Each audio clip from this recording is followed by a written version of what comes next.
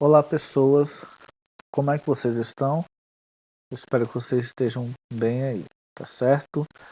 Vamos para a nossa aula, novo conteúdo aí sobre variação linguística. E o que vem a ser a variação linguística? Quando a gente pensa nessas palavras, a gente pensa de algo que tinha um sentido original e agora não tem mais.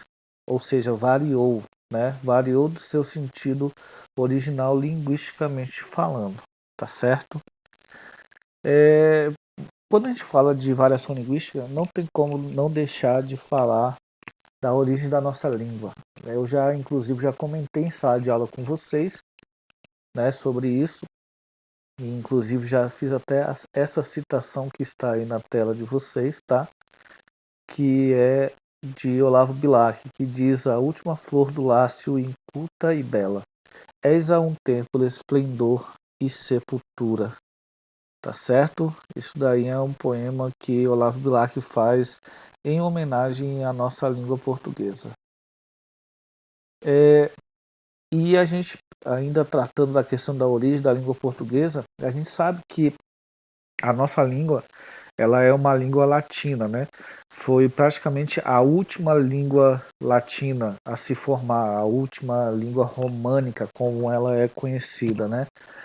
E eu lembro que eu comentei com vocês em sala de aula que a língua portuguesa era uma língua que na verdade ainda não se sabia, né, que era a língua portuguesa, era vamos colocar aqui como se fosse um dialeto, né, que veio a ser no futuro a língua portuguesa. E esse dialeto ele era usado entre as pessoas das classes mais baixas, né? A gente sabe que a nossa língua ela veio do latim vulgar. E o latim vulgar, inclusive, já é uma variação do latim clássico. O latim vulgar era aquele latim que era falado pelas pessoas das classes mais baixas, porque não se levava em consideração as regras rígidas que o latim clássico tinha. Tudo certo? Então, aí diz, o latim era a língua oficial do Império Romano. O latim vulgar era a modalidade usada pelo povo, ou seja, pelas classes mais baixas e pelas pessoas de menor cultura. Com a expansão do Império Romano, no início do século III a.C., o latim espalhou-se por toda a Península Ibérica, né? O pessoal aí que já teve aula aí de história já ouviu falar bastante dessa Península Ibérica, né? Então, continuando aí, por que a língua varia, né? Isso aí é um questionamento que muitas pessoas têm aí e não têm muita noção do motivo que se dá a variação da língua. E eu coloquei aí que uma língua vai variar devido a uma série de fatores como contexto histórico e social, faixa etária, nível de escolaridade, regionalismo, ambiência, etc. Tá certo? Então, toda língua ela vai variar independentemente da sua vontade, dependendo desses fatores listados aí, tá? E aí tem um outro questionamento. É errado falar errado? Inclusive errado está entre aspas aí, né? Será que é errado falar errado, gente? Né? Então eu coloquei da seguinte forma: se essa pergunta fosse uma verdade, provavelmente não estaríamos falando língua portuguesa, e sim o latim vulgar, que já é uma variação do latim clássico. Entretanto, é uma pergunta difícil de responder, pois se a resposta for sim, é errado falar errado, estaremos renegando toda a variação que a nossa língua sofreu ao longo da sua história.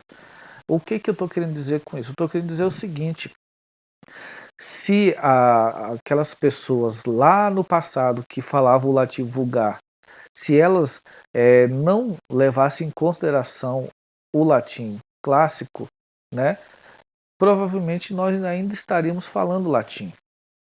Mas todos esses fatores que vão influenciar uma língua, eles aconteceram também naquele momento histórico, por isso que houve aquela variação. Então é muito complicado afirmar, fazer esse tipo de afirmação, se é errado falar errado. Ou seja, se não se deve levar em consideração a norma culta da língua, tá? E em relação à norma culta da língua, eu coloquei aqui um questionamento que qual é a função então da norma culta da língua, já que a nossa própria língua ela veio, entre aspas, de uma maneira errada que se usava o latim clássico, tá? Vamos colocar bastante aspas aí, tá, gente? Por favor. Então, se a língua ela vai variar de acordo com esses aspectos, então para que serve a norma culta da língua? Então eu coloquei que a considerada variedade linguística de maior prestígio é utilizada em documentos oficiais, artigos científicos, trabalhos acadêmicos, documentos jurídicos, né? Desse modo, a norma culta pode ser comparada a um farol, pois ilumina o melhor caminho para se chegar ao melhor aspecto de ortografia, concordância, regência, etc. Ou seja, gente, trocando em miúdos, a norma culta ela é muito importante para que a gente tenha uma luz no fim de um túnel. Por quê? Porque a luz ela tem a função de iluminar, né? Obviamente ela tem a função de iluminar. Então, um ambiente que está escuro, se você não tem um ponto de luz, você não consegue se orientar. Por mais que você já conheça aquele ambiente, o ambiente no escuro é mais complicado de tatear, de se locomover. Então, a luz ela serve para que a gente consiga enxergar, que a gente consiga ter um caminho e percorrer com maior segurança. Então naquele questionamento lá, é errado falar errado, imagina como se nós andássemos num campo ou numa localidade no escuro e, e lá na frente a gente vê a luz. A gente sabe que onde nós estamos ainda está escuro, mas a gente tem um ponto de luz lá na frente que serve como referência para que a gente percorra um caminho mais seguro. Então eu faço essa comparação em relação a falar errado e a questão da norma cultural da língua nessa forma. Cada aspecto desse vai ser importante para a construção linguística. Tudo bem, gente? Então, nós vamos dar uma contextualizada aí. E a gente sabe, obviamente, que a nossa língua ela foi herdada dos portugueses aí no processo de colonização no Brasil. E só que também a gente tem que levar em consideração que várias outras línguas e dialetos foram importantes também para a construção da nossa língua. E a nossa língua falada no Brasil é uma língua bem diferenciada da língua portuguesa falada em Portugal, tá? Então, nossa língua foi herdada dos portugueses no processo de colonização, porém outros povos que se instalaram no Brasil também tiveram um papel importante na sua estruturação, como dialetos africanos, tupi-guarani, entre outros. E quando eu digo povos que se instalaram, eu faço referência a outros povos, como os holandeses que vieram para cá também num período histórico aí, né? E os africanos que vieram, né, foram forçados a vir para o nosso país, e os que já estavam estabelecidos aqui, né, os indígenas, né? Então nós temos que levar em consideração toda essa cultura que ela foi agregada à nossa língua, tá certo? Então, o que acontece? Nós primeiro temos que avaliar a questão.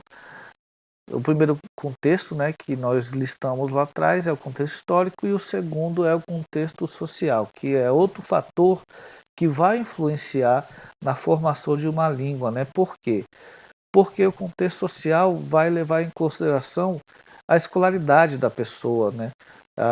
O tipo de cultura que se estabelece ali dentro daquele contexto social. Então eu coloquei aí que a língua falada sofrerá variação dependendo também da classe social observada, pois existem fatores como a baixa escolaridade que modificam a forma de seu uso. Perceba, eu não falei que baixa escolaridade é uma forma que vai depreciar a língua, não é isso. Eu só estou comentando que a baixa escolaridade é um tipo de fator que vai influenciar na língua falada. Da mesma forma, as pessoas com a alta escolaridade, elas também, né, vão se aproximar mais ali da norma culta da língua, tudo bem? Outro fator que vai influenciar também na formação, na estruturação de uma língua é a faixa etária, ou seja, a idade, né? Ela vai ser um indicador porque a gente sabe que as pessoas mais novas, mais jovens, elas usam muitas gírias. E essas gírias, em algum momento, elas podem ser anexadas à língua falada. Acontece muito isso. Tá? Então, a gíria é também, né, uma relação de faixa etária, é também um fator que vai também ser atrelada à variação linguística.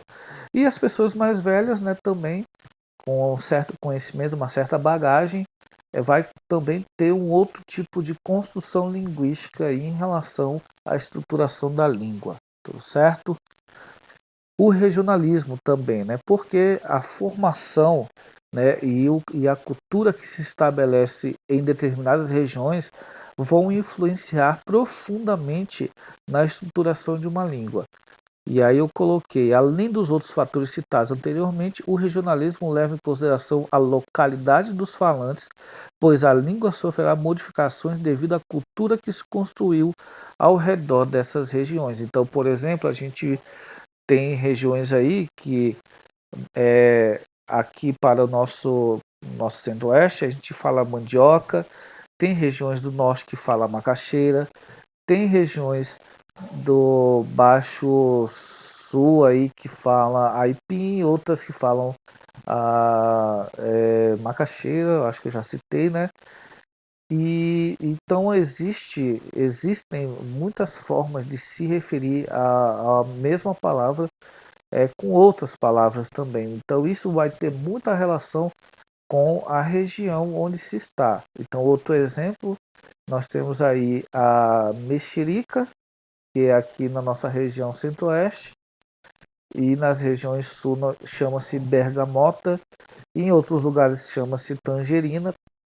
Ou seja, é uma construção do léxico que vai levar em consideração este regionalismo aí, a cultura que se forma ao redor daquelas regiões, certo? E a ambiência também é um fator muito importante que vai tratar da forma como a língua é utilizada e falada. E eu coloquei assim: ambiência é também outro fator modificador da língua. Imagine um magistrado, juiz, que está em seu ambiente de trabalho usando linguagem técnica e rebuscada. Porém, o mesmo magistrado terá um outro comportamento em sua residência quanto ao uso da língua, ou seja, o juiz lá no seu ambiente de trabalho ele vai ter uma forma, né, formal de falar ali naquele ambiente. Só que essa mesma pessoa, quando está no seu local de descanso, ele vai usar outra forma, né, uma forma mais relaxada de conversar com os seus familiares ali e não vai levar tão em consideração a norma culta da língua. Tá certo, pessoal? E assim a gente encerra aí mais um conteúdo. Se vocês não entenderam alguma parte, volte o vídeo na parte que ficou na dúvida e reveja, tudo certo? Então, façam essas atividades aí das páginas 65 a 67 e na próxima aula nós vamos corrigir essas atividades. Então, obrigado por terem assistido ao vídeo e até a próxima.